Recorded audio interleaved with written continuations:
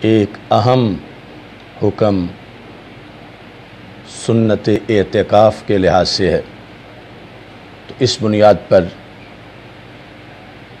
آخری عشرہ کی آمد سے پہلے آج ہم اعتکاف، فضائل و مسائل اس موضوع پر گفتگو کر رہے ہیں۔ تحریک لبیک یا رسول اللہ صلی اللہ علیہ وسلم اور تحریک صراط مستقیم کی طرف سے 27ویں سالانہ فہم دین کورس میں اس وقت ہم موجود ہیں۔ حضرت شاہ جلال ریسرچ سینٹر سے یہ کورس پیش کیا جا رہا ہے۔ میری دعا ہے خالق کائنات جل جلالہ ہم سب کو قرآن و سنت کا فہم عطا فرمائے اور اس کے ابلاغ و تبلیغ اور اس پر عمل کی توفیق عطا فرمائے۔ قرآن مجید برہان رشید میں رب ذوالجلال نے عاکف لفظ کا استعمال کئی مقامات پر کیا ہے، جن میں ایک یہ ہے وَلَا تُبَاشِرُوهُنَّ وَأَنْتُمْ عَاكِفُونَ فِي الْمَسَاجِدِ، کہ تم عورتوں سے مباشرت نہ کرو اس حالت میں کہ تم مساجد میں اعتکاف کر رہے ہو۔ نبی اکرم نور مجسم شفیع معظم صلی اللہ علیہ وسلم نے صرف حدیث قولی میں ہی نہیں بلکہ اپنے عمل سے حدیث فعلی میں بار بار اعتکاف کر کے اعتکاف کی عظمت کو اجاگر کیا ہے۔ یہ 10 دن کا یا 9 دن کا جو اعتکاف ہے، اس کی عظمت کتنی زیادہ ہوگی اور اس سے ایک انسان کو کیا میسر آتا ہے۔ ہمارے آقا صلی اللہ علیہ وسلم نے جو ایک نفلی اعتکاف ہے 1 دن کا، اس کے لحاظ سے جو آپ کا فرمان شعب ایمان کے اندر 3 جلد میں موجود ہے، نبی اکرم نور مجسم شفیع معظم صلی اللہ علیہ وسلم آپ سے صحابہ کرام رضی اللہ تعالی عنہم روایت کرتے ہیں، من اعتکف یوما، کہ جس بندے نے 1 دن کا اعتکاف کیا، ابتغاء وجہ اللہ تعالی، مقصد اس کا رضائے الہی کا حصول تھا، اللہ کی رضا کی خاطر، یعنی اور کوئی مقصد یا ریا پیش نظر نہیں تھا۔ جعل اللہ بینہ و بین النار 3 خنادق، تو رب ذوالجلال اس بندے اور جہنم کے درمیان 3 خندقیں بنا دے گا، اور وہ جو 3 خندقیں ہیں ابد ما بین الخافقین، یعنی وہ اتنا فاصلہ ہے جتنا زمین و آسمان کے درمیان ہے، یعنی 1 دن کے اعتکاف سے معتکف جہنم سے اتنا دور رہے گا جتنا زمین سے آسمان دور ہے۔ اس عمل کی بنیاد پر اسے اس قدر نوازا جائے گا۔ امام زین العابدین سے جو روایت کی گئی ہے، اگرچہ اس سند کے بعض روایت کے لحاظ سے بحث موجود ہے، اس میں یہ ہے کہ رسول اکرم صلی اللہ علیہ وسلم نے ارشاد فرمایا، من اعتکف 10 فی رمضان، کہ جس نے رمضان کے مہینے میں 10 دن کا اعتکاف کیا، یہ جو سنت اعتکاف ہے، کانا کحجتین و عمرتین، تو اس کا یہ اعتکاف 2 حجوں اور 2 عمروں کے برابر ہوگا۔ نبی اکرم نور مجسم شفیع معظم صلی اللہ علیہ وسلم کے عمل کے لحاظ سے آخری 10 دن کا جو اعتکاف ہے یہ سنت مؤکدہ ہے۔ رسول پاک صلی اللہ علیہ وسلم کی سنت اس کے لحاظ سے اس چیز کو ذہن میں رکھنا چاہیے۔ کچھ لوگ آج آ کر چونکہ دین سے دوری کی مختلف تحریکیں چلائی جا رہی ہیں اور مسلمانوں کو دین کے شعائر سے، دین کے امور سے دور کرنے کی کوشش کی جا رہی ہے، اور انسان ویسے بھی سہولت پسند ہے، جہاں سے اسے چھٹی ملے اس جگہ کو وہ پسند بھی کرتا ہے عمومی طور پر، الا ماشاء اللہ۔ تو کچھ لوگ سنت کہہ کر کسی کام کو، اس کی حیثیت کو ہلکا کرنا چاہتے ہیں، یہ کوئی فرض ہے، یہ کوئی واجب ہے، یہ تو صرف سنت ہی ہے۔ تو اس بنیاد پر ہمیں رسول اکرم نور مجسم شفیع معظم صلی اللہ علیہ وسلم کا یہ فرمان ذہن میں رکھنا چاہیے جو جامع ترمذی میں موجود ہے، حدیث نمبر 2678، کہ سنت کام کی کیا اہمیت ہے۔ ہمارے آقا صلی اللہ علیہ وسلم ارشاد فرماتے ہیں، من احیا سنتی فقد احبنی، جس نے میری سنت کو زندہ کیا اس نے مجھ سے محبت کی۔ یعنی سنت کو زندہ کرنا سنت پہ عمل کے ساتھ ہے۔ جس وقت معاشرے میں عمل کسی کام پہ ختم ہوتا ہے تو وہ کام مٹ جاتا ہے۔ اب کئی معاشرے ہیں کہ جہاں پر امامہ یا داڑھی کی سنت بالکل مٹ چکی ہے، وہ اس لیے کہ وہاں پر عمل نہیں ہو رہا، تو وہاں نسلوں کو پتہ ہی نہیں، جنریشن کو، کہ یہ بھی کوئی چیز ہے۔ اللہ کا فضل ہے، بر صغیر پاک و ہند میں بالخصوص پاکستان میں ابھی یہ رنگ موجود ہے۔ ہمارے آقا صلی اللہ علیہ وسلم فرماتے ہیں، من احیا سنتی فقد احبنی، جس نے میری سنت کو زندہ کیا اس نے مجھ سے محبت کی۔ ومن احبنی کان معی فی الجنہ، اور جس نے مجھ سے محبت کی وہ میرے ساتھ جنت میں ہوگا۔ تو اب اس سے یعنی قوم کو یہ بات ذہن میں رکھنی چاہیے کہ سنت پر عمل کتنا مفید ہے، کتنا ضروری ہے، اور کس قدر اس کا فائدہ ہے۔ یعنی اگرچہ یہ فرض واجب نہ بھی ہو تو بالخصوص اس کے اندر یہ پہلو جو ہے کہ جس سے جنت بھی ملتی ہو اور جنت میں رسول پاک صلی اللہ علیہ وسلم کی سنگت بھی ملتی ہو، تو وہ عمل کتنا بڑا عمل ہوگا۔ اس بنیاد پر نبی اکرم نور مجسم شفیع معظم صلی اللہ علیہ وسلم کا یہ فرمان جو صحاح ستہ میں جامع ترمذی میں ہے، یہ ہمارے مبلغین کو اور عوام کو یہ حدیث ہر جگہ بیان کرنی چاہیے، تاکہ جو سنت کو ڈی گریڈ کرنے اور اس کی حیثیت کو معمولی قرار دینے کی ایک تحریک جاری ہے معاشرے کے اندر، اس کا اثر ختم ہو، کہ نبی اکرم صلی اللہ علیہ وسلم کی اداؤں پہ عمل کرنے کا یہ فائدہ ہے کہ رسول پاک صلی اللہ علیہ وسلم فرماتے ہیں، من احیا سنتی فقد احبنی،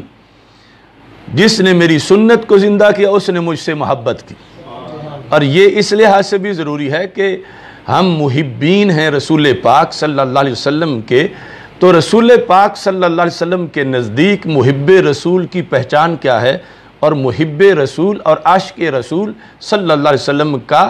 کام کیا ہے، اس کے لیے سرکار نے اس کی کیا ڈیوٹی لگائی ہے۔ تو سرکار فرماتے ہیں، من احیا سنتی فقد احبنی، کہ جس نے میری سنت کو زندہ کیا اس نے مجھ سے محبت کی، یعنی اسے میری طرف سے یہ سند مل گئی کہ وہ میرا محب ہے۔ اور ومن احبنی کان معی فی الجنہ، اور جو میرا محب ہوگا وہ دوزخ میں نہیں جائے گا، وہ جنت میں جائے گا، وہ جنت میں میرے ساتھ ہوگا۔ معیت کا لفظ بولا، آگے اس کی تفصیلات علیحدہ ہیں، لیکن ماں نے یہ تو واضح کر دیا کہ اس بندے کو جنت بھی ملے گی اور جنت بھی وہ کہ جس میں سنگت، معیت اور رفاقت رسول پاک صلی اللہ علیہ وسلم سے اس بندے کی حیثیت کے مطابق اسے وہاں نبی اکرم صلی اللہ علیہ وسلم کی نوازشات بھی میسر آئیں گی۔ ایک بات یہ بھی ذہن میں رکھنی چاہیے کہ ہمارے لٹریچر میں یعنی عربی زبان کی جو کتابیں ہیں، فقہ حدیث کی جو کتابیں ہیں، تفسیر کی جو کتابیں ہیں، ان میں کبھی کسی کام کو سنت اس لیے بھی کہہ دیا جاتا ہے کہ وہ ثابت سنت سے ہے، اگرچہ اس کا گریڈ واجب کا ہے، یعنی اس کا درجہ سنت سے اوپر، فرض سے نیچے واجب کا ہے، لیکن اس کو سنت کہہ دیا جاتا ہے۔ مثال کے طور پر عید الفطر کی نماز واجب ہے، اسے سنت کہہ دیا جاتا۔ داڑھی رکھنا مٹھی بھر واجب ہے، اس کو سنت کہہ دیا جاتا۔ تو یہاں جو اس کو سنت کہا جا رہا ہے کہ ثبوت اس کا سنت سے ہے، نہ یہ کہ درجہ سنت کا ہے بلکہ درجہ واجب کا ہے کہ مٹھی بھر داڑھی رکھنا، اس کے وجوب پر امت جو ہے وہ متفق ہے۔ تو اس لحاظ سے بھی یہ جو غلط فہمی لوگوں میں پھیلائی جاتی ہے، یہ تو صرف سنت ہے، حالانکہ وہ تو واجب ہے کام، اور سنت اس کو اس لیے کہا جا رہا ہے کہ ثابت بالسنہ ہے اور اس پر سنت کا اطلاق کیا جاتا ہے۔ اعتکاف کے لحاظ سے یہ ہے کہ یہ صرف سنت نہیں بلکہ سنت مؤکدہ ہے۔ نبی اکرم نور مجسم شفیع معظم صلی اللہ علیہ وسلم نے اس پر مواظبت اختیار فرمائی ہے، دوام، ہمیشگی، چونکہ صحیح بخاری صحیح مسلم دونوں میں ہے کہ نبی اکرم صلی اللہ علیہ وسلم واظب علیہ فی الاشر الاواخر من رمضان، رمضان کے آخری 10 دنوں میں اعتکاف پر نبی اکرم صلی اللہ علیہ وسلم نے مواظبت یعنی ہمیشگی، دوام فرمایا ہے کہ نہیں، ہمیشہ وصال کے سال تک رسول پاک صلی اللہ علیہ وسلم نے اس سنت پر احسن طریقے سے یعنی دوام کے لحاظ سے بھی عمل کیا ہے۔ اس میں البدائع والثناء کے اندر جلد نمبر 2 میں یہ چیز بھی ذکر کی گئی کہ حضرت سیدہ عائشہ صدیقہ اور حضرت ابو ہریرہ رضی اللہ تعالیٰ عنہما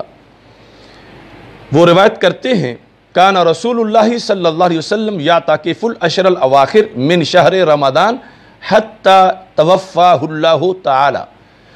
کہ رسول پاک صلی اللہ علیہ وسلم نے جب سے رمضان کے روزے فرض ہوئے اور اس پر آگے اعتکاف مرتب ہوا، اس سے لے کر لمحہ وصال تک جتنے رمضان آئے تو نبی اکرم صلی اللہ علیہ وسلم نے ان سب کے اندر اعتکاف فرمایا۔ اس واسطے امام زہری یہ کہا کرتے تھے، جو انہوں نے لکھا الجوہرہ میں بھی وہ قول موجود ہے، لیکن یہاں تفصیل سے البدائع کے اندر موجود ہے۔ البدائع الثناء اس کے لحاظ سے یہ الفاظ بڑے خاص ہیں کہ امام زہری کہا کرتے تھے عجبا للناس ترک الاعتکاف، تعجب ہے مجھے لوگوں پر کہ انہوں نے اعتکاف ترک کر دیا۔ وقد کان رسول اللہ صلی اللہ علیہ وسلم یفعل الشیء ویترکہ ولم یترک الاعتکاف منذ دخل المدینہ الی ان مات، کہ لوگ تو اس سنت پہ بھی امت عمل کرتی ہے کہ جو کام سرکار نے کبھی کبھی کیا ہو، کبھی نہ کیا ہو، سنت تو وہ بھی ہے، یعنی اس سنت کو زندہ کرنے سے بھی جنت ملتی ہے۔ اور یہ اعتکاف کی سنت، اس کے لحاظ سے امام زہری نے کہا کہ یہ تو وہ سنت ہے لم یترک الاعتکاف، کہ رسول پاک صلی اللہ علیہ وسلم نے اعتکاف ترک نہیں کیا۔ کب سے؟ منذ داخل المدینہ تھا، جب سے مدینہ منورہ میں داخل ہوئے، الی ان مات، یہاں تک کہ آپ کے وصال کا سال آ گیا، تو اس تک یعنی نبی اکرم صلی اللہ علیہ وسلم نے اس پر مواظبت کی۔ تو اس بنیاد پر یہ اعتکاف سنت بھی ہے اور سنت مؤکدہ بھی ہے کہ جس کی اس حد تک نبی اکرم صلی اللہ علیہ وسلم سے تاکید جو ہے وہ مروی ہے۔ اس میں سید عالم نور مجسم شفیع معظم صلی اللہ علیہ وسلم کی طرف سے جو آپ کا یہ عمل ہے، اس پر پھر فقہا نے اس کو سنت مؤکدہ علی الکفایہ اصطلاح کے اندر اس کا ذکر کیا کہ مؤکدہ بھی ہے اور ساتھ یہ علی الکفایہ ہے۔ یعنی اس کا یہ مطلب ہے کہ اگر محلے میں سے کوئی ایک بندہ بھی مسجد میں اعتکاف نہیں بیٹھا تو سارا محلہ گناہگار ہوگا، یعنی اس نوعیت میں کہ انہوں نے سنت مؤکدہ ترک کی۔ اور ایک بندہ بھی اگر معتکف بن گیا اس مسجد کے اندر تو وہ چونکہ یہ علی الکفایہ ہے، سنہ کفایہ ہے، تو اس بنیاد پر کفایت ہو جائے گی کہ مواخذہ نہیں ہوگا۔ لیکن یہ ہے کہ ہر بندہ جو بھی اعتکاف کرے گا سنت سمجھ کے اور پھر سنت مؤکدہ سمجھ کے تو اس کو مکمل فضیلت حاصل ہوگی۔ ایسا نہیں ہے کہ ایک بیٹھ گیا اور اب کہا جائے اور بیٹھے گا تو اس کو تو ثواب تھوڑا ملے گا۔ یعنی جو بھی بیٹھے گا اعتکاف کرے گا اور اس کے جو مقاصد ہیں اس کے پیش نظر یعنی یہ زیادہ سے زیادہ لوگوں کو اس عادت سے بہرہوار ہونا چاہیے، تو اس بنیاد پر ہر ایک کو اللہ تبارک و تعالیٰ کے دربار سے مکمل اجر ملے گا۔ درر الحکام کے اندر اس کو سنہ کفایہ لکھا گیا للاجماع، کہ اس پر بھی امت کا اجماع ہے کہ یہ سنت مؤکدہ علی الکفایہ ہے۔ اس اعتکاف کی جو حکمتیں ہیں ان سے پہلے جو سب سے اہم شرائط ہیں ان کو ہم سمجھتے ہیں اور چند مسائل اس ضمن میں۔ ویسے تو آج ہمارا یہ سیشن بھی سوال و جواب کا ہی تھا، لیکن سوال و جواب جو اعتکاف کے لحاظ سے ہیں ان پر مجموعی ایک مختصر تبصرہ اس وقت پیش کیا جا رہا ہے، چونکہ اعتکاف بالکل قریب ہے اور اعتکاف کے اندر بہت سی غفلتیں کی جاتی ہیں جس سے معاذ اللہ اس کا حقیقی مقصد فوت ہو جاتا ہے۔ تو اس بنیاد پر ہمیں ان چیزوں کو پیش نظر رکھنا ہے۔ اعتکاف کے لحاظ سے روزے کا ہونا شرط ہے کہ بندے نے روزہ رکھا ہو، اور ساتھ یہ ہے کہ مسجد کا ہونا شرط ہے۔ مسجد کے بغیر اعتکاف، اس اعتکاف کا جو رمضان کا اعتکاف ہے، جو مسنون اعتکاف ہے، جس پر مطلقاً لفظ اعتکاف بولا جاتا ہے، مسجد کے بغیر اس کا کوئی تصور نہیں ہے۔ مردوں کا اعتکاف مسجد میں ہی ہے، ہاں عورتوں کے لیے علیحدہ حکم ہے، اس کی تفصیل ہم بیان کریں گے۔ مردوں کے لیے اعتکاف جو ہے وہ اس کے لیے مسجد کو شرط قرار دیا گیا ہے، اور اس پر بھی امت کا اجماع ہے۔ یعنی امت کا اجماع ہے 14 صدیوں کا کہ مسجد سے باہر اعتکاف نہیں ہو سکتا۔ کوئی تربیتی کیمپ تو لگایا جا سکتا ہے مگر اعتکاف نہیں ہو سکتا مسجد کے باہر۔ نفلی طور پر کچھ چلہ تو کاٹا جا سکتا ہے مگر مسجد کے بغیر، آگے مسجد میں پھر شرائط ہے کہ مسجد کیسی ہو، مسجد کے بغیر اعتکاف نہیں ہوتا۔ امام قرطبی کہتے ہیں اجمع العلماء علی ان الاعتکاف لا یکون الا فی مسجد۔ احکام القرآن جو امام قرطبی کے ہیں اس میں یہ ہے کہ امت کا اس بات پر اجماع ہے کہ اعتکاف صحیح نہیں مگر مسجد میں۔ صحیح کا لفظ ساتھ اس لیے کہہ رہا ہوں کہ کوئی جس طرح کہا جاتا ہے کہ وضو کے بغیر نماز نہیں ہوتی، تو کسی نے کہا کہ کیوں نہیں ہوتی، ہم نے تو کئی بار پڑھی ہے۔ تو اس کا مطلب یہ ہے کہ صحیح نہیں ہوتی، ورنہ کوئی اس طرح خلاف ورزی کر رہا ہو تو اسے کون روکے گا، وہ اپنی عاقبت خراب کر رہا ہے۔ تو اعتکاف مسجد کے بغیر صحیح نہیں ہے، یعنی وہ سنت مؤکدہ ادا نہیں ہوگی۔ اس سلسلہ میں بھی کچھ وقتی اعتکاف ہیں، وقتی تنظیمی اعتکاف۔ مثلا اس سال تو وہ تنظیمی اعتکاف کسی اور مشغلے کی نظر ہو چکا ہے۔ لاہور میں شہر اعتکاف جو ہوتا ہے، تو امت کی 14 صدیوں میں اعتکاف کے ساتھ لفظ شہر نہیں بولا گیا، کیونکہ اعتکاف شہر میں نہیں ہوتا، اعتکاف مسجد میں ہوتا ہے، اور مسجد میں ہونے پر اجماع ہے۔ مسجد سے باہر جلسہ ہو سکتا ہے، مسجد سے باہر کوئی کیمپ لگایا جا سکتا ہے، کوئی تنظیمی تربیتی اجتماع کیا جا سکتا ہے، کوئی چلہ کاٹا جا سکتا ہے، کوئی نفلی بیٹھنا پایا جا سکتا ہے، مگر مطلقاً اعتکاف یعنی سنت اعتکاف جو رمضان کے آخری 10 دنوں میں ہوتا ہے، وہ ہرگز مسجد سے باہر نہیں ہوتا۔ اس تو مسجد سے امام اعظم ابو حنیفہ رحمۃ اللہ علیہ کے نزدیک ایک گھڑی بھی مسجد سے نکلے تو ٹوٹ جاتا ہے، اور اگر بیٹھا ہی 10 دن باہر رہے تو ہوگا پھر کیسے؟ تو مسجد کا ہونا ضروری ہے، اس پر امت کا اجماع ہے۔ اس میں خواہ فقہ حنفی ہو، خواہ مالکی ہو، خواہ شافعی ہو، خواہ حنبلی ہو، سارے فقہا جو ہیں مسجد کے ہونے پر کہ مسجد کے اندر اعتکاف ہوگا، اس پر سارے کے سارے جو ہیں وہ متفق ہیں، اور اس پر بہت سے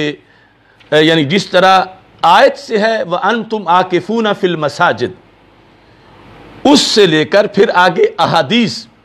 جو رسول اکرم نور مجسم شفیع معظم صلی اللہ علیہ وسلم نے خود مسجد میں اعتکاف کیا، اور اس کے بعد پھر اقوال ہیں مختلف صحابہ کرام رضی اللہ تعالی عنہم کے کہ جنہوں نے اعتکاف کی صحت کے لیے یہ ضروری قرار دیا کہ اعتکاف جو ہے وہ مسجد کے اندر کیا جائے گا۔ نبی اکرم نور مجسم شفیع معظم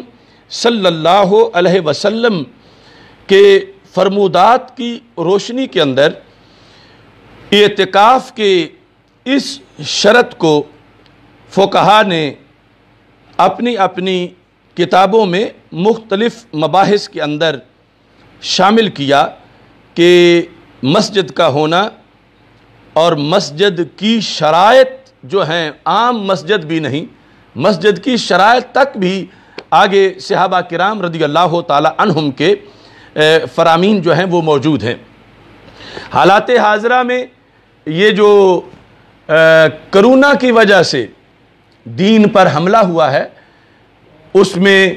یعنی نماز تراویح کا تقدس پامال ہے، جو لوگ سوشل ڈسٹنس کر رہے ہیں، تو 14 صدیوں میں یہ بدعت کہیں نظر نہیں آتی، جو کچھ لوگوں کی، کچھ علماء کی کوتاہی کی وجہ سے اس وقت دین کا نقصان ہو رہا ہے۔ یعنی جو یہ کہتے ہیں کہ 2 نقصان تھے، دونوں میں سے ہم نے جو چھوٹا نقصان ہے وہ قبول کر لیا۔ ایک یہ نقصان تھا کہ مسجدیں بند ہو جاتی، دوسرا یہ ہے کہ تراویح ہو تو صحیح اگرچہ اس طریقے سے ہو۔ تو میں پوچھتا ہوں یہ کوئی دارالکفر ہے کہ یہاں 2 ہی آپشن تھے؟ یہ دارالاسلام ہے، یہاں سب سے پہلا آپشن یہ ہے کہ مسجدیں کھلی رہیں گی، جماعت ہوگی، نماز ہوگی، جس طرح 14 صدیوں سے ہو رہی ہے۔ یہ 2 آپشن کیوں بولے جاتے ہیں کہ صرف 2 آپشن ہی تھے اور ہم مجبور ہو گئے تھے اور ہم نے یہ جو ہے وہ کم نقصان مان لیا؟ یہ 20 لاکھ شہیدوں کے خون پہ بننے والی سلطنت ہے جو نظریہ اسلام پہ بنی ہے۔ یہاں کیسے 2 آپشن ہیں؟ یہاں سب سے پہلا اور فائنل یہی تھا کہ جس طرح جماعتیں ہوتی ہیں، کسی حکومت کو حق نہیں کہ وہ مسجد میں مداخلت کرے، عبادت میں مداخلت کرے، اور حکومت تو اب وہ کہتی ہے علماء نے فتویٰ دے دیا ہے تو ہم نے ایسا کیا۔ وہ تو سارا علماء کے اوپر بوجھ ڈال رہے ہیں، ہم نے ویسے نہیں کرنا تھا، انہوں نے ہمیں یہ طریقہ بتایا کہ ایسے کرنا چاہیے۔ اور علماء کہتے ہیں ہم نے جو اقل غلطی تھی، چھوٹا نقصان، وہ قبول کر لیا۔ تو یہ اس صدی کی وہ لغزش ہے جو ان تمام علماء کو، جنہوں نے حکومت کے ساتھ مل کر معاہدے کر کے کروڑوں لوگوں کی نمازیں خراب کی ہیں، انہیں قیامت کے دن بھی جواب دینا پڑے گا۔ چھوٹے چھوٹے محلوں میں، مساجد میں جا کر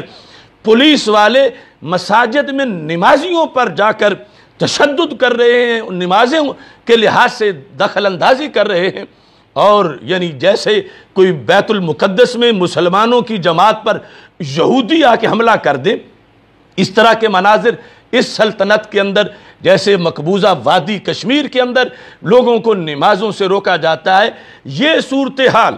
اگر یہ علماء اس طرح کا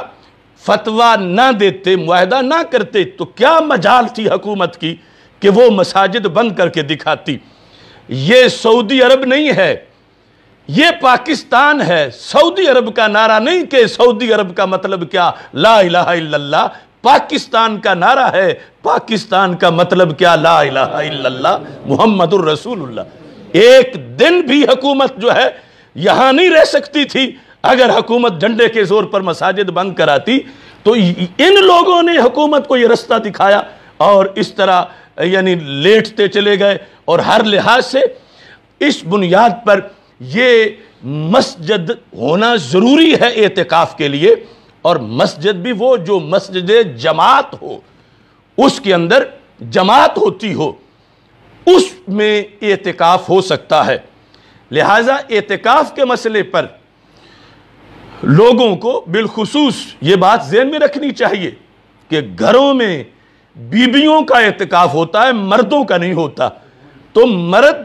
مردانگی سے مساجد میں اعتکاف کریں، اور مساجد سے، اللہ کی مسجدوں سے جو پولیس والا کسی کو نکالے گا تو وہ یہاں بھی خمیازہ بھگتے گا، آخرت میں بھی بھگتے گا۔ مساجد مومن کے لیے مرکز امن ہے۔ مچھلی کو اتنا چین پانی میں نہیں آتا جتنا مومن کو مسجد میں آتا ہے۔ تو یہ کون سی صورتحال ہے کہ جس میں مسلمانوں سے یہ امن کے مرکز جو ہیں وہ چھین لیے جائیں؟ تو اس بنیاد پر اعتکاف کے لیے مسجد کا ہونا یہ اجماع سے ثابت ہے، اور اس میں بھی اگر لوگوں میں غلط فہمی پائی جا رہی ہے تو پھر ان لوگوں کا بھی اس میں حصہ ہے جنہوں نے شہر اعتکاف بنا کر لوگوں کے دنوں میں یہ باتیں ڈالی ہوئی ہیں کہ جب چوک میں بیٹھ سکتے ہیں، پارک میں بیٹھ سکتے ہیں، تو پھر گھر میں بھی بیٹھ سکتے ہیں۔ تو وہ ہرگز مسنون اعتکاف نہیں ہوتا۔ مسنون اعتکاف جس کے لیے رمضان المبارک کے آخری 10 دن ہیں شریعت میں، وہ صرف مسجد میں ہی ہوتا ہے، اور اس کے لیے پھر یہ ہے کہ وہ مسجد جماعت ہو۔ آگے جماعت کے لحاظ سے پھر کچھ لوگوں نے تو یہ کہا کہ یعنی جمعہ اس میں پڑھایا جاتا ہو، لیکن راجح یہ ہے کہ مسجد جماعت کا مطلب یہ ہے کہ اس میں 5 نمازیں باجماعت ہوتی ہوں، 5 نمازوں کا عمل جماعت کے ساتھ ہو، یعنی اس کا امام معین ہو کہ یہ مسجد ایسی نہیں کہ اس کا امام ہی کوئی نہیں، اور اس کا مؤذن جو ہے، مؤذن اس کا معلوم ہو۔ تو اس بنیاد پر یعنی یہ شرائط ہیں مسجد کے لحاظ سے، اور ساتھ ہی یہ ہے کہ نبی اکرم صلی اللہ علیہ وسلم کا فرمان ہے، لا اعتکاف الا بصوم، کوئی اعتکاف نہیں مگر روزے کے ساتھ۔ اس بنیاد پر یعنی اصطلاحی اعتکاف کے لیے کم از کم 1 دن ہو نفلی، تو چونکہ روزہ دن پورے کا ہوگا تو تب جا کر اعتکاف بنے گا۔ ایک ہے لغوی اعتکاف۔ لغوی اعتکاف تو 2 منٹوں کا بھی ہو سکتا ہے، 10 منٹ کا بھی ہو سکتا ہے کہ جو مسجد میں جا کر بیٹھ جائے یا کہیں بیٹھے گھر میں اور اس کو اعتکاف کہے۔ لیکن یہ جو نفلی اعتکاف ہے اس کے لیے بھی دن کا ہونا ضروری ہے، اور مسنون اعتکاف کے لحاظ سے یہ ہے کہ یہ جو آخری 10 دن ہیں 20ویں روزے کو نماز مغرب سے پہلے ضروری ہے کہ معتکف جو ہے وہ جائے اعتکاف میں پہنچ جائے اور اپنے اعتکاف کی جو ہے وہ نیت کر لے۔ نبی اکرم نور مجسم شفیع معظم صلی اللہ علیہ وسلم کے فرمودات کو فقہ حنفی کے اندر جس انداز میں مساجد کے مسئلے پر بیان کیا گیا، تو نبی اکرم نور مجسم شفیع معظم صلی اللہ علیہ وسلم آپ کا یہ عمل، اس پر صحابہ کرام رضی اللہ تعالی عنہم نے اپنے اپنے دلائل کے ذریعے سے اس حقیقت کو واضح کیا، اور تمام تر اقوال دلائل کی روشنی کے اندر موجود ہیں۔ اور جس وقت ایک لمحہ کے لیے بھی امام اعظم ابو حنیفہ کے فرمان کے مطابق وہ مسجد سے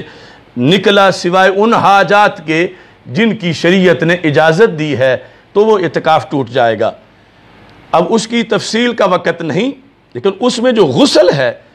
وہ صرف وہ ہے جو انسان پر شرعی طور پر فرض ہو جائے غسل، اس کو اجازت ہے کہ وہ مسجد سے باہر نکل کے غسل کرے۔ یعنی مسجد سے باہر مراد ہے فقہی مسجد جہاں نماز پڑھی جاتی ہے، اس سے باہر ہے مسجد کے حدود کے اندر ہی جو غسل خانے بنے ہوئے ہیں۔ وہ معتکفین لاکھوں کی تعداد میں پہلی امتوں سے زیادہ ہیں، تو اس چیز کو ذہن میں رکھنا چاہیے کہ نبی اکرم نور مجسم شفیع معظم صلی اللہ علیہ وسلم کی سنت بھی ہے، اور پھر یہ تکمیل سیرت بھی ہے، تکمیل کردار بھی ہے، یہ اس امت کی سرداری کا نصاب بھی ہے، اور اس بنیاد پر اس نصاب پر جو کفایت کے لحاظ سے کچھ لوگوں کو ضرور عمل کرنا چاہیے۔ نبی اکرم نور مجسم شفیع معظم صلی اللہ علیہ وسلم کی سنت کا جب بندہ تصور کرتا ہے تو اعتکاف میں سب سے پہلی بات جو ہے وہ غار حرا والی خلوت ہے۔ یعنی جس طرح کہ ہم ایک پہلے درس میں کہہ چکے ہیں، جب صحابہ نے اجازت مانگی اِذن لنا بالترہب کہ یا رسول اللہ صلی اللہ علیہ وسلم ہمیں رہبانیت کی اجازت دے دو، ہم کہیں جنگلوں صحراؤں میں غاروں میں پہاڑوں میں جا کے ڈیرا لگا لیں، تو ہمارے آقا صلی اللہ علیہ وسلم نے فرمایا نہیں، ان ترہب امتی الجلوس فی المساجد انتظار للصلاۃ، میری امت کی رہبانیت یہی ہے کہ مسجد میں جا کے بیٹھ جانا نماز کے انتظار میں، یہی چلہ ہے میری امت کا۔ اس انداز میں رسول پاک صلی اللہ علیہ وسلم نے مسجد کو مومنین کے لیے نماز کے علاوہ بھی جا کر ذکر خدا کرنے کی جگہ بتایا کہ تمہاری سوچ میں کوئی غار، کوئی پہاڑ، کوئی جنگل، کوئی اس طرح کی چیزیں جو ہیں وہ معاملہ دور کا ہے، میں نے تو تمہیں محلے محلے کے اندر ایک گھر دے دیا ہے عبادت کرنے کا، اور اس کے اندر تم جا بیٹھو، تو یہ رہبانیت ہے، یہ درویشی ہے میری امت کی۔ اس بنیاد پر یہ جو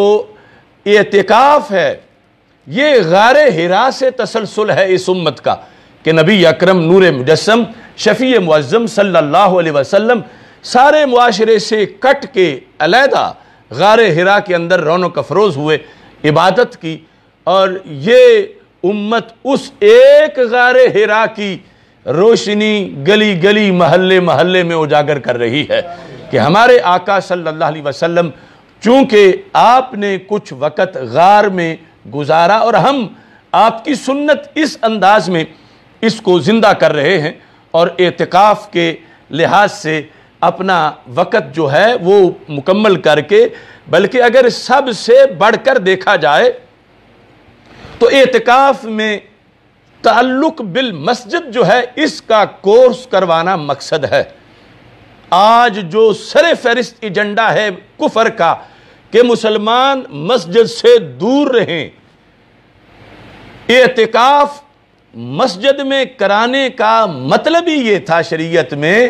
کہ کچھ دن مسجد میں رہ کر یہ پکے ہو جائیں، مسجد سے ان کا دل لگ جائے، مسجد کے صبح و شام ان کے سامنے ہو، مسجد کے اندر خلوت میں تنہائی میں اپنے خیمے میں بیٹھ کر یہ مسجد کے ساتھ دل لگا لیں،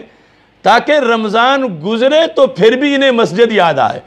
یعنی جس طرح رمضان کا مہینہ یہ اگلے رمضان تک پورا جو 11 ماہ کی ایک بندے کی تقوی کی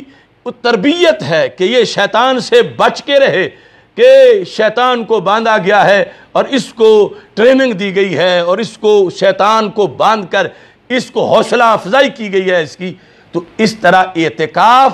پھر امت میں روزہ تو ہر کسی پر ہے، لیکن پھر اعتکاف خاص لوگ جو ہیں وہ پھر ایک مزید کورس کر لیتے ہیں کہ ان کو رمضان کے موسم میں حالت روزہ میں پھر مسجد میں رکھ کر یہ تربیت دی گئی ہے کہ یہ اتنے طاقتور ہو جائیں کہ ان پر مسجد سے باہر بھی شیطان حملہ آور نہ ہو اور یہ مسجد کے اندر اپنا ایک کورس مکمل کریں. یہی وجہ ہے کہ نبی اکرم نور مجسم شفیع معظم صلی اللہ علیہ وسلم نے ارشاد فرمایا سبعۃ یظلھم اللہ فی ظلہ یوم لا ظل الا ظل عرشی، کہ 7 قسم کے لوگ وہ ہیں جنہیں رب ذوالجلال قیامت کے دن دھوپ نہیں لگنے دے گا، جس دن کوئی درخت سایہ نہیں کر سکتا، کوئی خیمہ سایہ نہیں کر سکتا، کوئی چھت سایہ فراہم نہیں کر سکتی، سورج سوا نیزے پہ ہوگا. اس دن بھی کچھ لوگوں کو دھوپ نہیں لگے گی. ان میں سے ایک سیٹ ہے مسجد سے رابطہ رکھنے والوں کی، رجل قلبہ معلق بالمسجد، وہ بندہ کہ جس کا دل مسجد سے لگ گیا ہے. اب جس عمل کے نتیجے میں محشر کا سایہ ملتا ہو، محشر کے دن عرش کا سایہ، تو بندے کو اگر گرمی میں پسینہ آ بھی جائے اس عمل میں تو کیا بات ہے، کیونکہ جب پسینہ اتنا ہوگا کہ کانوں تک پہنچے گا اس کا پانی، یہ نہیں کہ سر سے اتر کے نیچے سے یعنی کشتیاں پسینے میں تیر رہی ہوگی محشر کے دن. اتنے پسینے سے جس اعتکاف نے بچا لینا ہے، تو آج اگر بندہ اس کے تحفظ کے لیے گرمی برداشت کر لے، پسینہ برداشت کر لے اور اپنا اعتکاف سنبھال کے رکھے، الجلوس فی المساجد رجل قلبہ معلق بالمسجد، وہ بندہ کہ جس کا دل مسجد میں لٹکا ہوا ہے. ویسے تو نماز پنجگانہ بھی اس کا کورس ہے، نماز پڑھی گھر گیا، پھر ہے کہ میں کب لوٹ کے مسجد میں آؤں گا. اور اس میں مسجد ہر صدی کی، ہر زمانے کی شرعی مسجد جو ہے اس کو یہ مقام حاصل ہے، عرب کی ہو یا عجم کی ہو، وہ 1 صدی کی ہو یا 15ویں صدی کی ہو، وہ بہت اچھے مٹیریل کی ہو یا اینٹ گارے کی ہو، مسجد کا اپنا ایک مسجد ہونے کے لحاظ سے درجہ ہے. رجل قلبہ معلق بالمسجد، کہ جس کا دل مسجد سے لگا ہوا ہے اس کو معاشر کے دن دھوپ نہیں لگے گی، اللہ اس کو اپنے عرش کے سائے کے نیچے جگہ عطا فرمائے گا. وجوہہم نور علی منابر من نور، ان کے چہرے بھی نور کے ہوں گے، ان کی کرسیاں بھی نور کی ہوں گی. اب یہ اسلام چاہتا ہے کہ مومن مسجد سے منسلک رہے. معلق لغوی معنی ہے لٹکی ہوئی چیز، قلبہ معلق بالمسجد، اس کا دل مسجد میں لٹکا دیا گیا ہے. جس طرح قندیل کو لٹکایا جاتا ہے تو یہ مطلب نہیں کہ سینے سے دل نکال کے لٹکایا گیا ہے، مطلب یہ ہے کہ اس کا دھیان مسجد میں رہتا ہے، خیال مسجد میں رہتا ہے، اسے یاد مسجد کی آتی ہے، وہ مسجد میں سکون محسوس کرتا ہے. اس کو دل کا سکون ملتا تب ہے جب وہ مسجد میں جائے. اب سوچیں کہ شیطان کتنا دور رکھنا چاہتا ہے مسجد سے بندے کو، اور اسلام کتنا قریب رکھنا چاہتا ہے. اور پھر یہ جو ہتھ کنڈے آج استعمال کیے جا رہے ہیں، کئی مسجدوں میں وضو خانے بند، کہیں پانی بند، کہیں تعداد پہ پابندی، کہیں جمعے پہ پابندی، کہیں اجتماعات پہ پابندی، کہیں اعتکاف پہ پابندی، تو یہ کس کا ایجنڈا ہو سکتا ہے؟ اسلام نے مسجد کی طرف متوجہ کیا، اور مسجد دار الشفا ہے. یعنی پہلے جب طاعون کا مرض آتا تھا تو لوگ مسجدوں میں اکٹھے ہو جاتے تھے کہ مسجد سے شفا مل جائے گی. اب انہوں نے مسجدوں کو موت گڑھ بنایا ہوا ہے، اس حد تک نفرت کہ موت آ جائے گی، موت آ جائے گی، موت آ جائے گی، وہ اٹل حقیقت ہے، وہ کہیں بھی آ سکتی ہے، لیکن مسجد کے لحاظ سے نبی اکرم نور مجسم شفیع معظم صلی اللہ علیہ وسلم نے یہ اعتکاف کا جو فلسفہ ہے اس میں چیز یہ واضح کر دی گئی، رجل قلبہ معلق بالمسجد۔ اعتکاف کا جو نصاب ہے اس کے اندر، یعنی آج جو شغل میلے کا اعتکاف ہے یہ تو اصل مقصد سے بڑا ورا ہے۔ اعتکاف یہ ہے کہ بندے کو آخرت کی یاد آئے، اعتکاف یہ ہے کہ بندے کا رابطہ مخلوق سے کٹ جائے، خالق سے مسلسل جڑا رہے۔ اعتکاف یہ ہے کہ اس کی سوچ بھی مسجد میں رہنے کی عادی بن جائے۔ یعنی پہلے تو یہ ہے کہ نماز پڑھنے آتا ہے، الا ماشاءاللہ دل دکان پہ چلا جاتا ہے، دھیان گھر چلا جاتا ہے۔ شریعت نے کہا کورس کرواؤ اس کو کہ یہ جسم مسجد میں اس کا بند کرو، اس کی سوچ بھی بند ہو مسجد میں، اس کا دل مسجد میں رکھو جسمانی طور پر، تاکہ اس کا خیال بھی مسجد میں رہے۔ چونکہ پھر یہ صورتحال ہو کہ اعتکاف سے اٹھے تو رجل قلبہ معلق بالمسجد،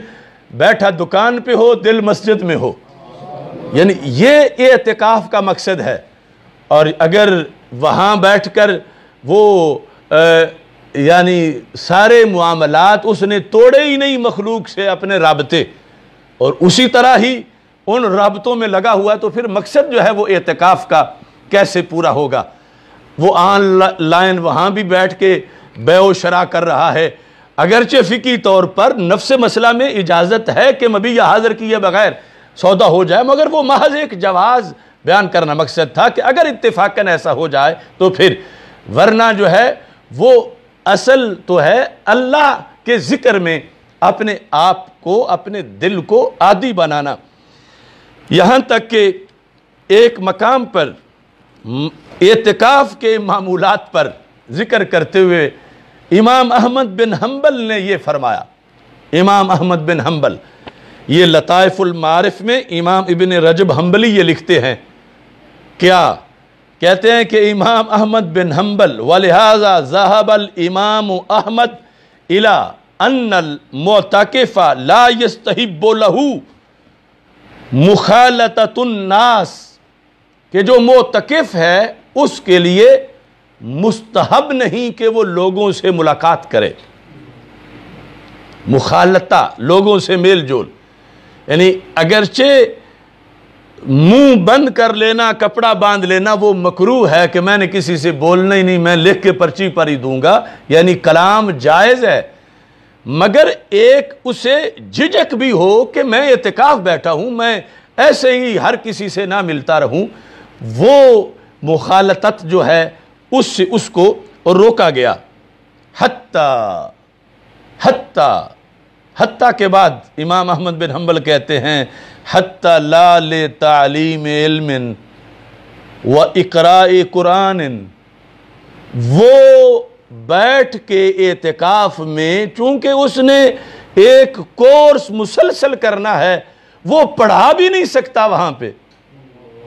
یہاں تک کہ لکھا قرآن نہیں پڑھا سکتا، کہ اگرچہ عمل صالح ہے، بہت بڑی نیکی ہے، لیکن اس وقت اس کا نصاب رب سے رابطہ مسلسل ادھر دھیان کرنا ہے۔ یعنی یہ امام احمد بن حنبل کا قول، اگرچہ تدریس جائز ہے، فضیلت ہے، پڑھانے والا یقیناً وہ اوروں کو بھی قرآن و سنت کے نور سے منور کر رہا ہے، لیکن اس خلوت کے حصول کے لیے کہ یہ تخلیہ کے لیے آیا ہے، یہ اللہ سے اپنا رابطہ مضبوط کرنا چاہتا ہے، تو امام احمد بن حنبل نے یہاں تک کہا، اگرچہ ہم کسی پر یہ پابندی نہیں لگانا چاہتے، مگر یہ دعوت فکر ضرور دینا چاہتے ہیں کہ جب امام احمد بن حنبل کے نزدیک اعتکاف میں بیٹھ کر قرآن پڑھانا جائز نہیں، تو یہ ساری راتیں گپیں لگانا، اور پھر آج کے ماحول میں تو فیس بک اور اپنے موبائل سے اور سارے معاملات اور اس طرح کی وہاں پر انجمن آرائی کرنا مساجد کے اندر کہ گئے نیکی لینے ہیں اور پلٹیں گناہ لے کر، تو اس بنیاد پر نوجوانوں کو یہ چیز ذہن میں رکھنی چاہیے۔ حضرت امام احمد بن حنبل کہتے ہیں بل الافضل لہ الانفراد بنفسہ، افضل یہ ہے کہ وہ بالکل علیحدہ رہے، یعنی اپنی جھونپڑی میں، والتخلی بمناجات ربہ، اپنے رب سے وہ مناجات کرتا رہے، رب سے مناجات کرتا رہے، ذکر کرے، دعا کرے۔ یہ ہے کہ اعتکاف جو ہے وہ ایک خلوت شرعیہ ہے، اور جو بندہ بھی اس یعنی خلوت میں جو رکاوٹ آتی ہے اعتکاف میں، اس سے روکا گیا ہے۔ ہاں اس میں یہ ہے کہ اگر ایسی مسجد میں بیٹھا ہے کہ جہاں جمعہ نہیں ہوتا تو پھر اسے دوسری مسجد میں جمعہ پڑھنے کی اجازت ہے۔ یعنی جو نصاب تھا نا معتکف کا کہ اپنی مسجد میں جہاں اعتکاف بیٹھا ہے وہاں وہ سنتیں پڑھ کے دوسری مسجد میں چلا جائے جہاں جمعہ ہے کہ وہاں خطبہ سنے، فرض پڑھ کے پھر واپس آ جائے، وہ نصاب ایس او پیز والوں نے عام لوگوں کو یہاں دیا ہوا ہے کہ گھر میں ہی سنتیں پڑھو، گھر میں وضو کر کے آؤ، پھر فرض پڑھ کے فوراً چلے جاؤ۔ یہ ہے نصاب معتکف کا جو اس مسجد میں اعتکاف کر رہا ہے کہ جس میں جمعہ نہیں ہوتا، کہ وہ اپنی مسجد میں جہاں بیٹھا ہے وہاں سنتیں وغیرہ پڑھ کے چلے، رستے میں لوگوں سے باتیں نہ کرے، نہ وہ کہیں کسی کی عیادت کرنے چلا جائے، نہ کوئی جنازہ پڑھنے چلا جائے، بلکہ دوسری مسجد میں وہ جا کر جمعہ پڑھے اور پھر جو ہے وہ واپس آ جائے۔ یعنی شریعت میں توازن ہے سارے کاموں کے لحاظ سے۔ یہاں ہی یہ لکھا ہے کہ حضرت عبداللہ بن عباس رضی اللہ تعالیٰ عنہ سے یہ پوچھا گیا کہ ایک بندہ ہے یصوم النہار ویقوم اللیل، روزانہ روزہ رکھتا ہے، ساری رات قیام کرتا ہے، ولا یشہد الجمعۃ والجماعہ، لیکن جمعہ پڑھنے نہیں جاتا اور نہ جماعت میں شریک ہوتا ہے، یعنی نماز با جماعت میں، تو اس کا کیا حکم ہے؟ آپ نے فرمایا ہوا فی النار، وہ جہنمی ہے۔ حضرت عبداللہ بن عباس رضی اللہ تعالیٰ عنہ کا یہ قول لطائف المعارف میں صفحہ نمبر 190 پہ موجود ہے۔ تو اس میں اس لحاظ سے بھی ہمارے لیے سبق ہے کہ یہاں کئی چپ سرکاریں کئی جگہوں پہ بیٹھ جاتی ہیں اور یہ کہ یہ چلا کاٹ رہے ہیں، یہ تو اتنے دن غسل ہی نہیں کریں گے، ان کی شان یہ ہے کہ 3 سال سے غسل نہیں کیا، اور ان کا مقام یہ ہے کہ یہ اتنے دن جو ہیں وہ باہر ہی نہیں نکلے۔ تو شریعت کہتی ہے کہ جماعت میں جو شریک نہ ہو اور جمعہ جو ترک کر دے، اگرچہ وہ جینون روزہ رکھ رہا ہے روزانہ اور ساری رات قیام کرتا ہے، پھر بھی ابن عباس رضی اللہ تعالیٰ عنہ فرماتے ہیں وہ جہنمی ہے، کیونکہ اس نے سرکار کا طریقہ چھوڑ دیا ہے۔ اور اس بنیاد پر اتنا ضروری ہے جمعے میں شریک ہونا، اور اتنا ضروری ہے جماعت کے اندر شریک ہونا۔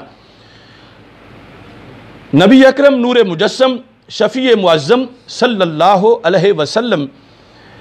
نے اس بنیاد پر مومن کو یہ کورس کروایا کہ زندگی کے نشیب و فراز آتے رہتے ہیں، یعنی ایسا نہ ہو کہ جمعہ جماعت تو ضروری ہے،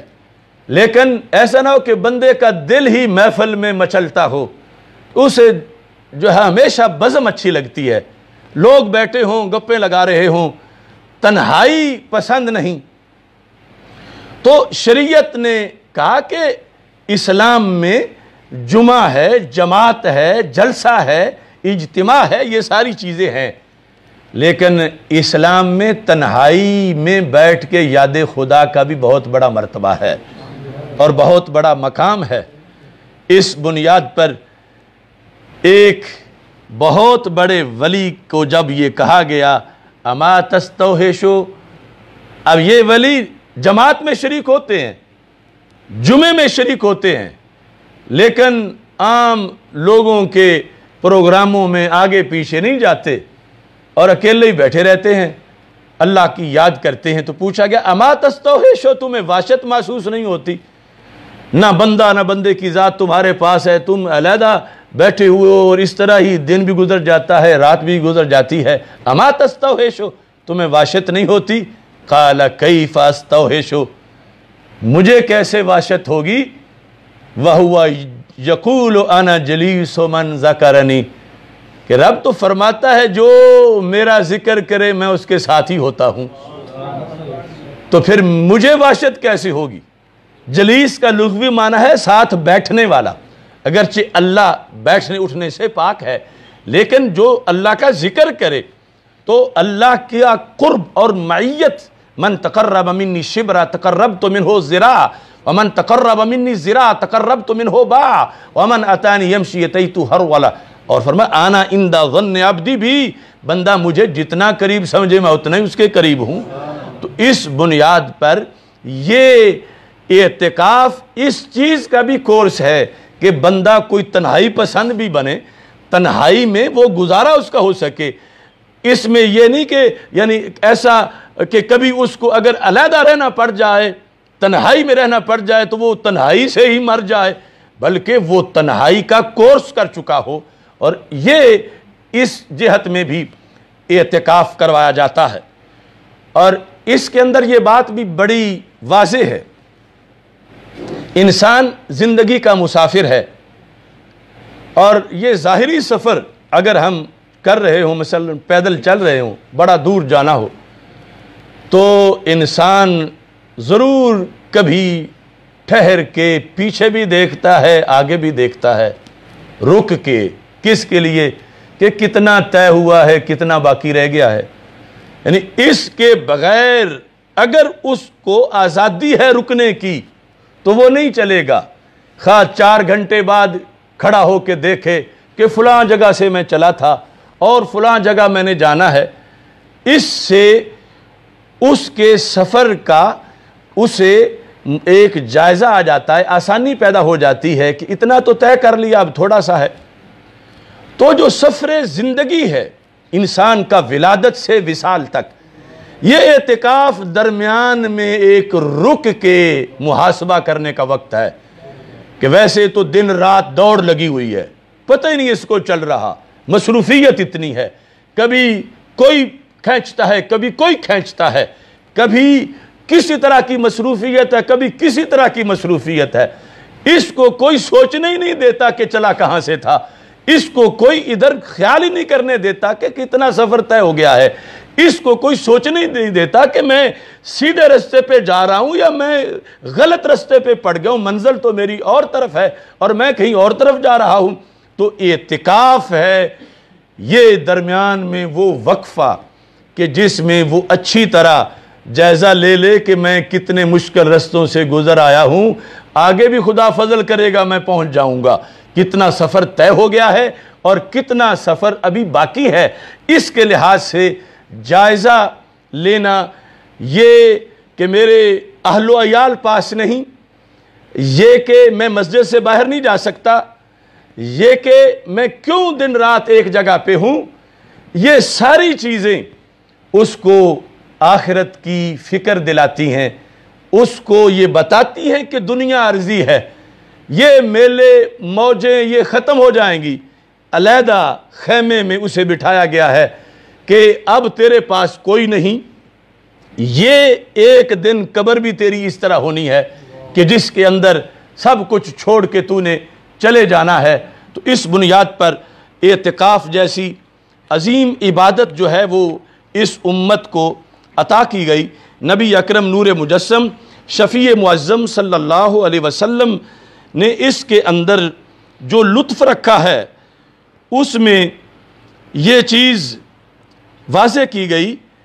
کہ اعتکاف یہ ہے، ائمہ کہتے ہیں کہ ایک بندہ رب کے دربار میں گر پڑا ہے، کہتا ہے جب تک بخشے گا نہیں میں نے نہیں جانا، یعنی یہ اس کی کیفیت ہونی چاہیے کہ رب مجھے بخش میں نے تب جانا ہے۔ یہ اسے ایک فکر ہونی چاہیے کہ ایک دن تو اعتکاف کا پورا ہو گیا اور میں بخشا نہیں گیا، اب زیادہ مزید کوشش کرے، 2 دن ہو گئے ہیں، ٹائم میرا پیچھے تھوڑا رہ گیا ہے، مجھے تو پھر اٹھنا پڑے گا۔ تو یہ دن رات اس کے اندر جو ہے وہ ایک ہلچل ہونی چاہیے کہ میں تو اپنے آپ کو بخشوانے آیا ہوں، میں رب کے دربار میں گر پڑا ہوں، میں اللہ کے سامنے ہوں، میں جو ہے وہ اپنے آپ کو بخشوانا چاہتا ہوں، چونکہ یہ جو روزے دار ہوتا ہے یہ اللہ کا مہمان ہوتا ہے۔ روزے دار، کیونکہ رب ذوالجلال فرماتا ہے کہ روزہ دار جو ہے ترکا طعامہ و شرابہ و شہوتہ لأجلی، علیحدہ تھا، بند کمرے میں کوئی نہیں تھا، اس نے پھر بھی نہیں کھایا کیونکہ یہ کہتا تھا کہ رب دیکھ رہا ہے، اس نے پھر بھی نہیں پیا، یہ میرا، میں اس کی جزا ہوں، یہ میرا ہے۔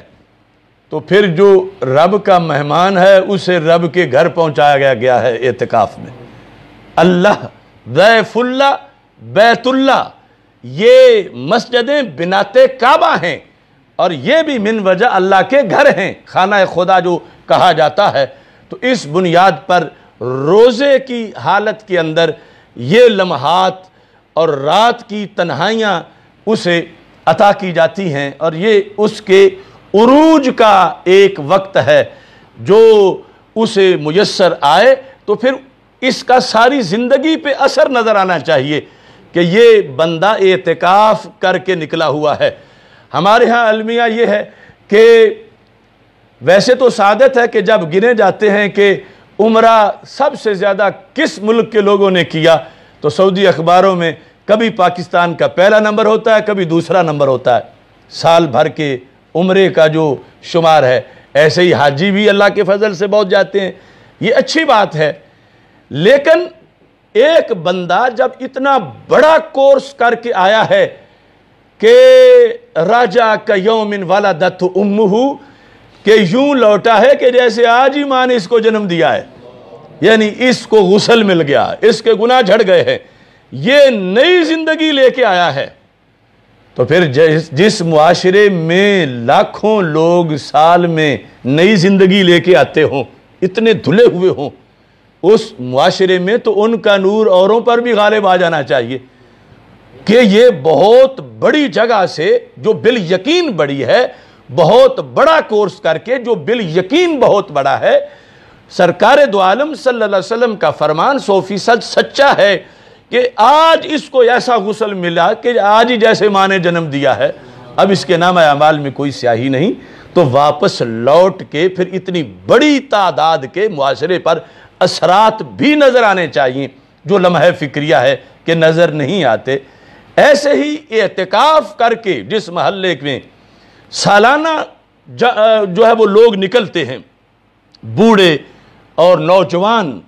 تو پتہ لگنا چاہیے کہ یہ بندہ معتکف ہے، اس نے تو اعتکاف کا کورس کر رکھا ہے، اس نے اتنی راتیں اور اتنے دن رب کے گھر میں بیٹھ کر اپنے دل کے سارے محلوں کو صاف کیا ہے، اور دل سے غیر اللہ کے خیالات جو ہیں ان کو دیس نکالا دے دیا ہے۔ اس نے اپنے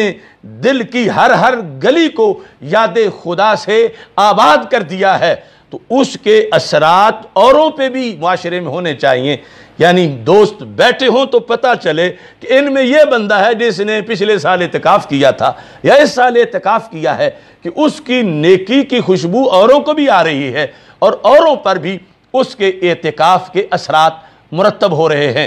نبی اکرم نور مجسم شفیع معظم صلی اللہ علیہ وسلم کے اس دیے ہوئے تحفے کے اندر جو ہمارے لیے اسباق ہیں، ان میں ایک بہت ہی عجیب اور عظیم حدیث میرے مطالعہ میں آئی کہ ہمارے آقا صلی اللہ علیہ وسلم نے جو حکمتیں ہیں اس دین کی تعلیمات کو اجاگر کرنے کے لحاظ سے ان کو سامنے رکھ کر، اور بالخصوص آج کے حالات میں ہمیں اس کی ضرورت بھی محسوس ہو رہی ہے کہ مسجد سے تعلق بشرطے کہ اس مسجد میں کوئی مسجد درار والی صورتحال نہ ہو،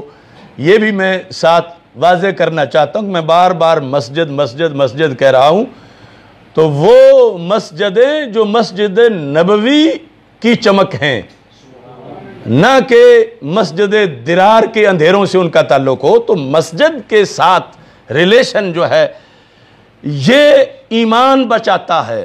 یہ انسان کا کردار محفوظ کرتا ہے۔ باطل یہ چاہتا ہے کہ لوگوں کو مسجد سے روکا جائے، اور وہ ایجنڈا اس 15ویں صدی میں آج ہمارے سامنے ہے مختلف طریقوں سے، اور تو اور رہا حرمین شریفین یعنی وہ خالی پڑے ہیں، اور میرے آقا صلی اللہ علیہ وسلم نے فرمایا تھا کہ وہ زمانہ کیسا ہوگا کہ جب مدینہ منورہ کی رونقیں ختم کر کے یروشلم کی رونقیں بڑھا دی جائیں گی۔ یہ مستقبل کی خبروں میں باقاعدہ حدیث موجود ہے، اور وہ ایجنڈا آج ہمیں نظر آ رہا ہے۔ ایک حدیث نہیں، کئی احادیث کے اندر رسول پاک صلی اللہ علیہ وسلم نے اس چیز کو واضح کیا۔ اب وہ حدیث شریف کہ جو اس رمضان کا اور اس عنوان کا خصوصی تحفہ ہے، خصوصی تحفہ ہے اعتکاف کے موضوع پر، اور ہماری جو پوری تحریک ہے تحفظ مساجد، تحفظ جماعت، تحفظ جمعہ، تحفظ شاعر اسلام، اس کے اندر اس حدیث کی روح موجود ہے۔ مسند امام احمد میں یہ حدیث شریف ہے، ناصر الدین البانی نے بھی اس کو حسن قرار دیا ہے۔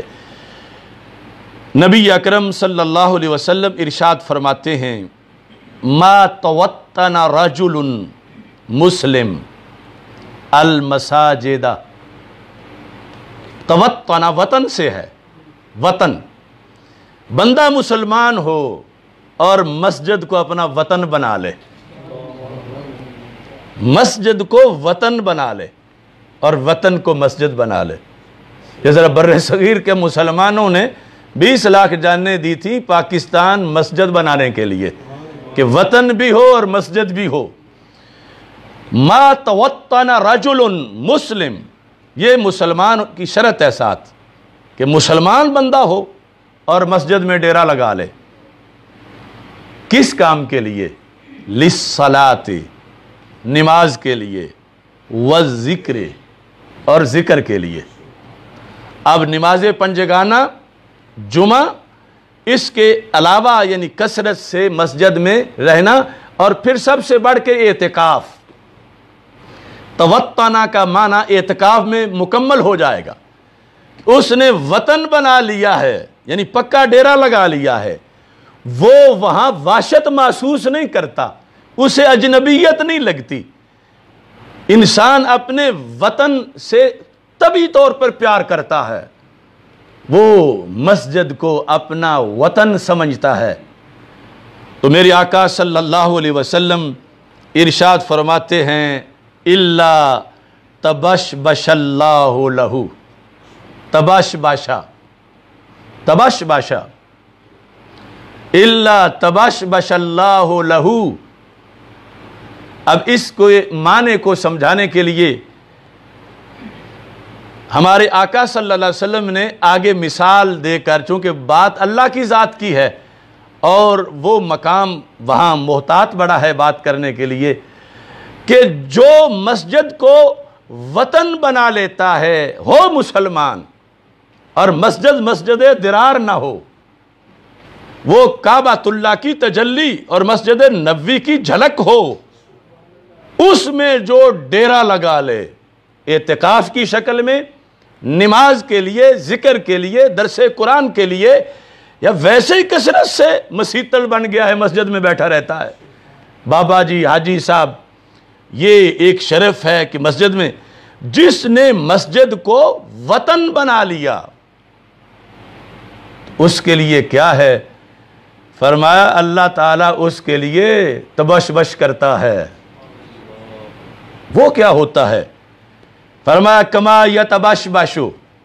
اہل الغائب بغائبہم اذا قادم علیہم بلا تشبیہ و تمثیل۔ کسی کا بھائی گم تھا، کسی کا بیٹا گم تھا، کئی سال ہو گئے تھے، پتہ ہی نہیں چلتا تھا کہ زندہ ہے یا مر گیا ہے، ملتا ہی نہیں تھا۔ جب وہ اچانک آ جائے تو بندے کی خوشی کی جو کیفیت ہوتی ہے، اس کو تبشبشا کہتے ہیں۔ تبشبشا کہ جس طرح اہل الغائب یعنی جن کا کوئی بندہ مسنگ پرسنز میں سے ہے، پتہ ہی نہیں چل رہا، وہ مفقود ہے، گم شدہ ہے، اور وہ بیچارے نا امید ہیں، اور اچانک وہ آ جائے صحیح سلامت، یہ نہیں کہ اس کا ڈیڈ باڈی اس کی آ گئی ہے، وہ صحیح سلامت آ جائے، کسی کا بھائی، کسی کا بیٹا، کسی بہن کا بھائی، جتنی اس کو خوشی ہوتی ہے، اور اس کے آنے پر جو اس کی مسرت کا انداز ہوتا ہے بلا تشبیہ و تمثیل، سرکار فرماتے ہیں رب کو ایسی خوشی ہوتی ہے کہ میرا بندہ میری مسجد میں آ بیٹھا ہے۔ یعنی یہ ہر مسجد ہے، یہ کوئی مسجد حرام کی بات نہیں، خاص طور پر وہاں کے فضائل علیحدہ ہیں، یہ مسجد اقصی یا مسجد نبوی کی بات نہیں، وہاں کے فضائل علیحدہ ہیں۔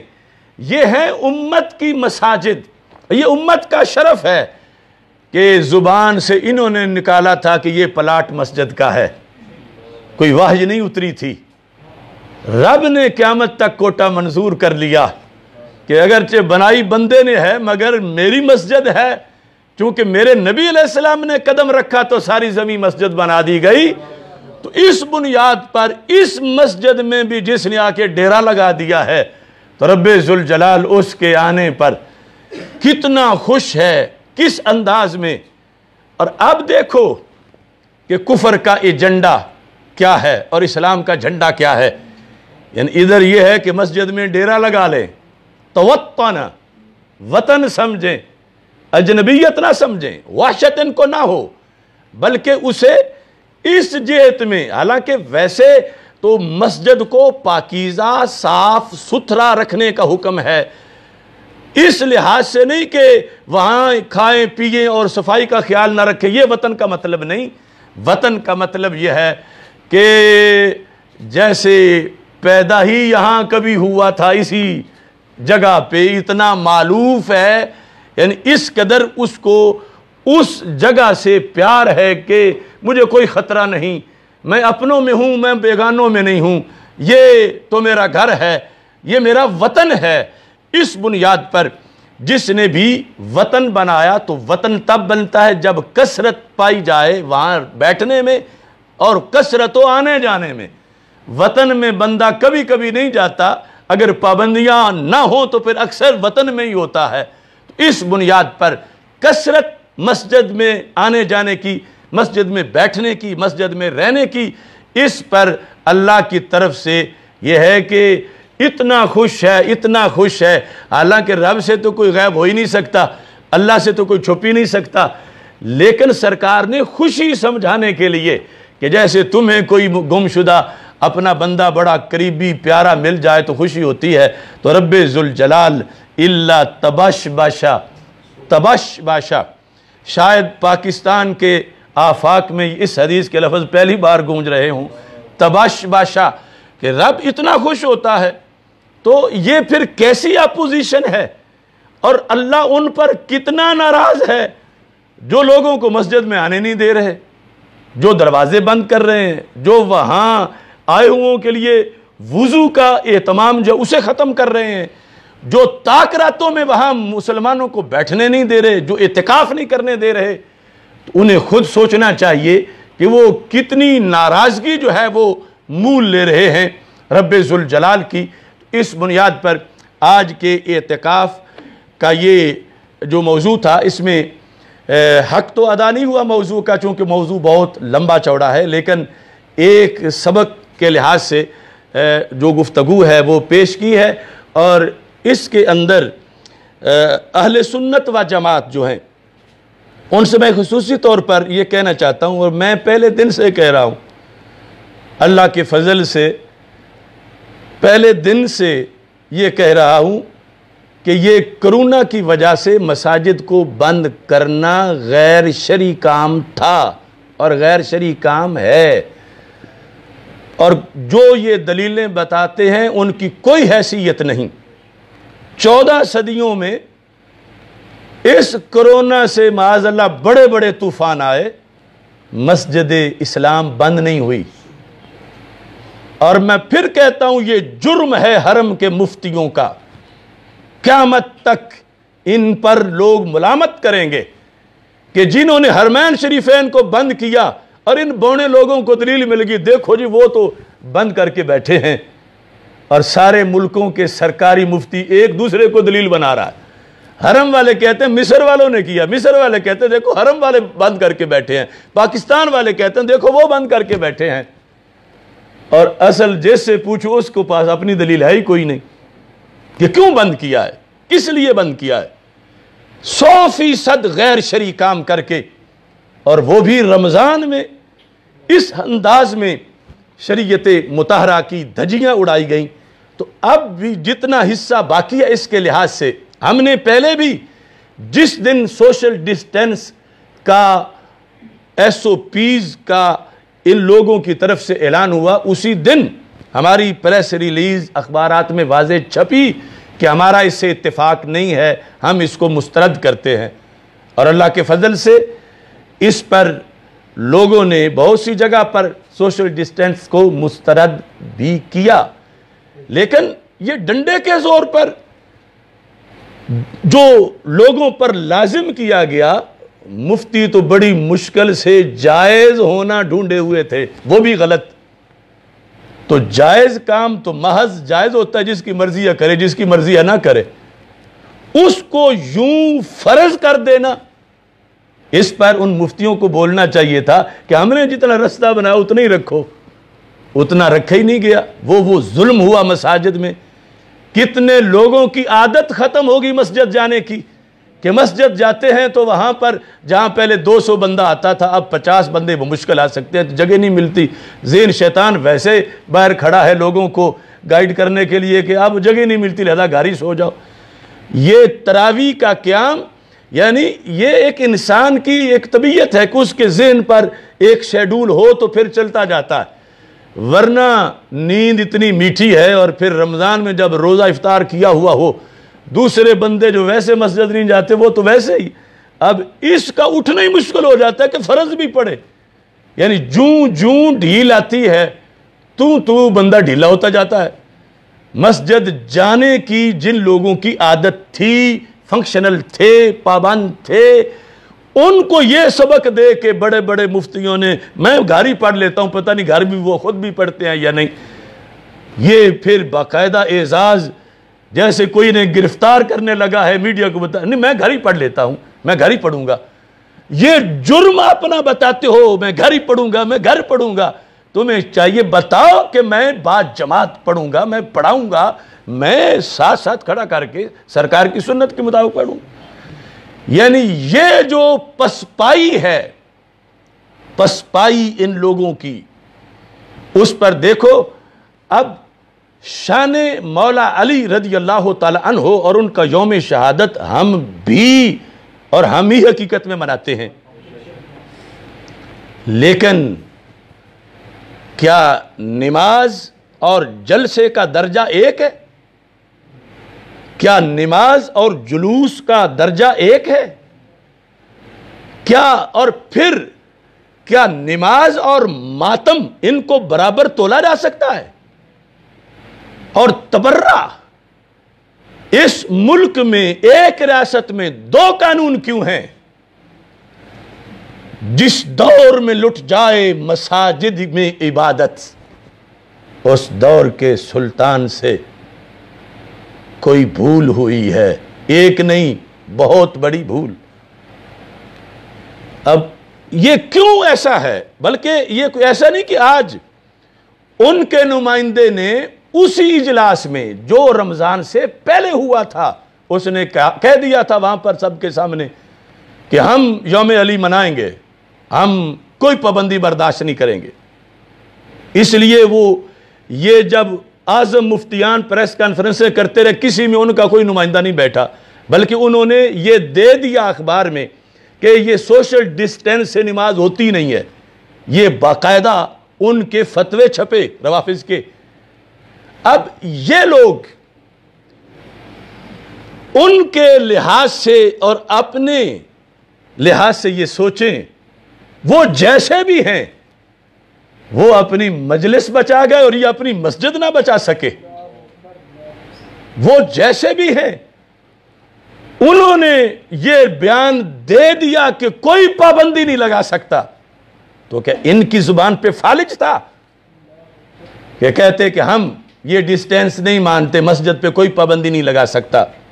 مسجد اللہ کا گھر ہے؟ کون ہوتے ہیں یہ پابندیاں لگانے والے؟ انہوں نے تو کمپین چلا کر، مدارس سے رابطے کر کے، آستانوں سے رابطے کر کے، اور ہر ایک اپنا نیٹ پہ دے رہا ہے، میں نے بھی مان لیا، میں نے بھی مان لیا، میں نے بھی مان لیا،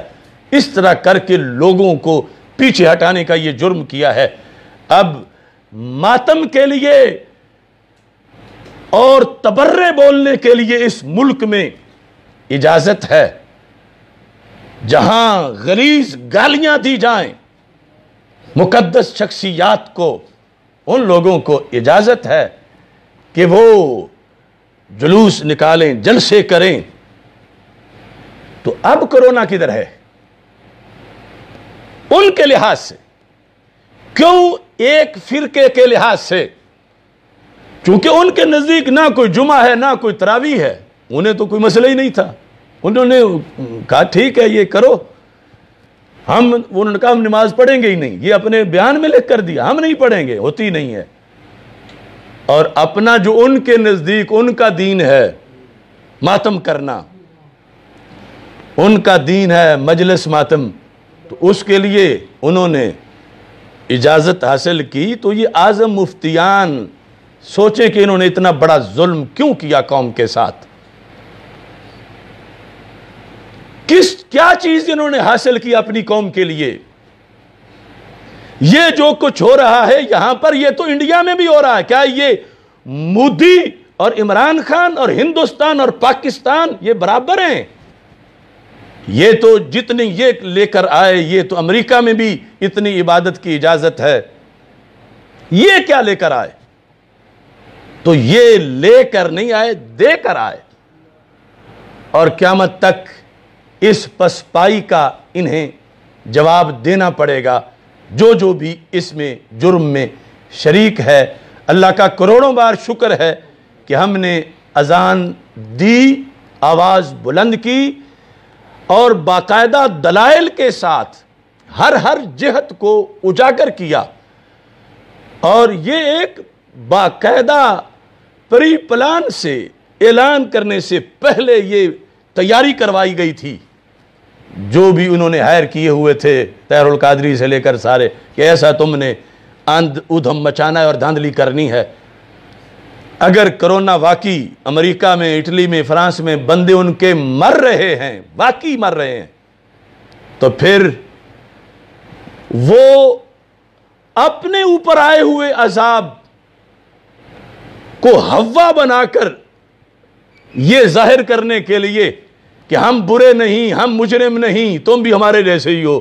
ادھر بھی انہوں نے اس کا تسلسل دکھا دیا۔ اس کی بہت سی تحلیلیں واقعیت کے لحاظ سے سامنے آئیں گی، لیکن یہ جو کچھ پیش کیا جا رہا ہے، میں جس طرح کئی اپنے خطبات میں کہہ چکا ہوں، یہ سب فراڈ ہے، جھوٹ ہے، ڈرامہ ہے۔ ارے مومن کی شان یہ ہے کہ مومن موت سے نہیں ڈرتا، موت سے نہیں ڈرتا تو کرونا سے کیوں ڈرتا ہے؟ مومن کی 14 صدیاں کی تاریخ یہ ہے کہ یہ جنگ سے نہیں بھاگتا، گناہ کبیرہ ہے، جنگ سے بھاگنے والوں سے رب ناراض ہو جاتا ہے، تو جنگ سے نہیں بھاگتا تو پھر کرونا سے کیوں بھاگ گیا ہے؟ اور احادیث کے اندر جن لوگوں نے خیانت کی، سرکار پوچھیں گے ان سے کہ تم نے صرف اپنی لیڈری کے لیے میرا آدھا فرمان پیش کر کے آدھا تم نے چھوڑا اور غلط مطلب تم نے نکالے۔ اللہ تعالیٰ سب کا حامی و ناصر ہو۔ وآخر دعوایا ان الحمدللہ رب العالمین۔ الحمدللہ رب العالمین والعاقبۃ للمتقین والصلاة والسلام علی رسولہ الکریم۔ اللہم احفظنا بالاسلام قائمین واحفظنا بالاسلام قائدین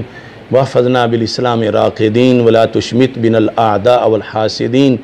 یا الہ العالمین، رسول اکرم صلی اللہ علیہ وسلم کے عظیم مرتبہ کے طفیل، ہمارے اس درس کو اپنے دربار میں قبول فرما۔ یا اللہ کلمہ حق کو دور دراز پہنچانے کی ہمیں توفیق عطا فرما۔ یا اللہ اندھیروں میں سویروں کا